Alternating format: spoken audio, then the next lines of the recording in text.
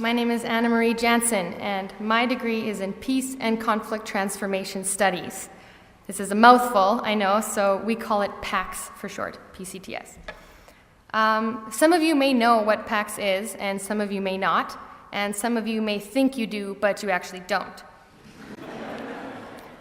Those of us in the PACS program have a particular experience with explaining our degree.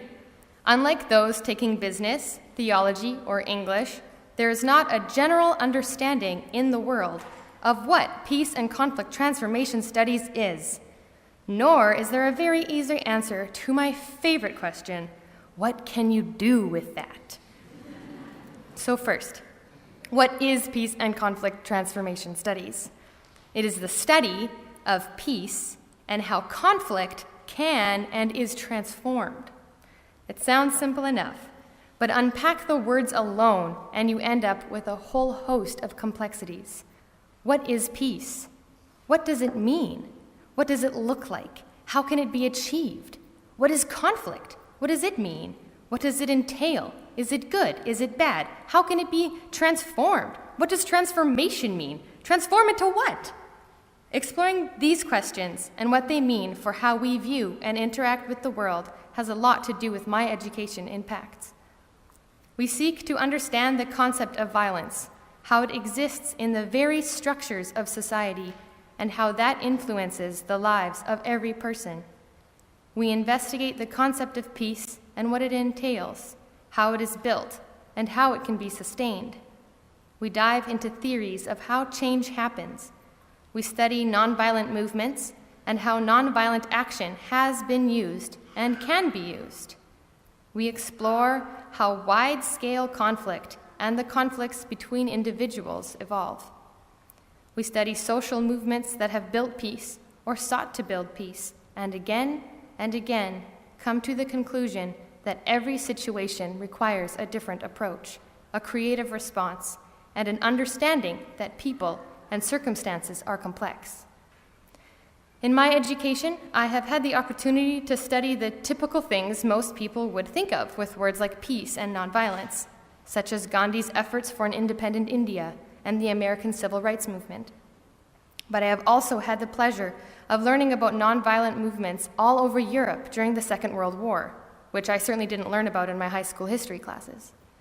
I learned about how different cultures function on a fundamentally more peaceful level than we do. I learned about creative nonviolent action by actually participating in it. I was encouraged to participate in protests and had the chance with one class to even put on our own creative action plan.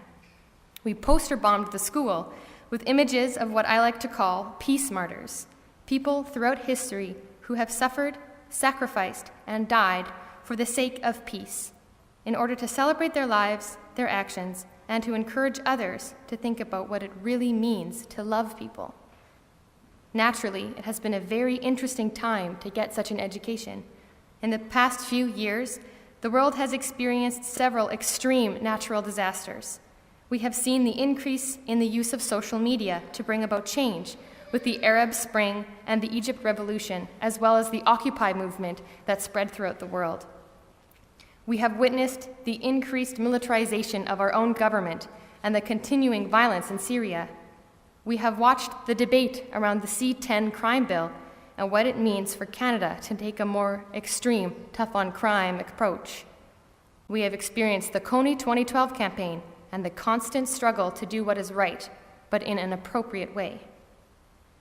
My education at CMU has helped equip me with the tools and skills I need to look at this ever-changing world critically, but with compassion, to hopefully be willing and creative enough to take the necessary risks to build a better world and to interact with the people around me on a day-to-day basis with openness. I have a better understanding of myself and how I deal with conflict, how I can improve, and how to communicate with others who deal with conflict differently from me. I have a better understanding of how the world works and what my place within it means. My PACS education has made me strive to be a better person, or at least made me want to strive to be a better person, which is most of the battle, I suppose. So, what does one do with a degree in peace and conflict transformation studies. Go into the world with a little more hope, openness, and understanding that how the world is does not determine how it can be, and that my own actions do have great impact, no matter who I am or what I do in life. I can live a life of peace if only I work at it.